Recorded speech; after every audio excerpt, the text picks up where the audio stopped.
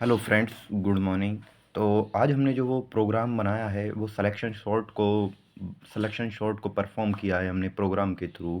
तो चलिए हम आपके सामने जो प्रोग्राम बनाया है इसको एक्सप्लेन करते हैं। सबसे पहले हेडर फाइल बनाई है, उसके बाद हमने स्टैंडर्ड लाइब्रेरी फाइल का यूज किया है।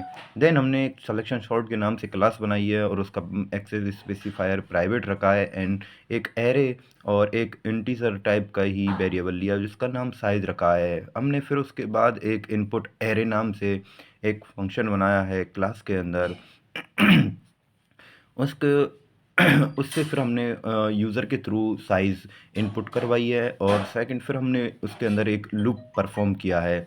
लूप लूप परफॉर्म करने के बाद में फिर हमने एक सॉर्ट नाम से एक वापस से फंक्शन बनाया है और उसमें एक और लूप लगाया है जो कि साइज़ -1 तक परफॉर्म, यानी कि साइज़ -1 तक चलेगा, अपनी परफॉर्मेंस देगा।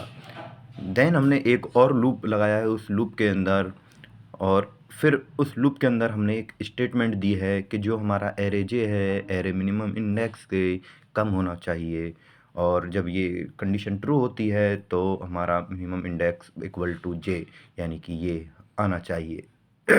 उसके बाद फिर हमने वापस से कुछ कंडीशंस दी हैं एंड फिर हमने वॉइड डिस्प्ले एरे नाम से एक और फंक्शन उपयोग में लिया है और हमने स्क्रीन पे प्रिंट कराया है सॉर्टेड एरे। देन हमने एक और लूप लगाया है, इस लूप के थ्रू जो हमारा सॉर्टेड एरे है वो डिस्प्ले होगा।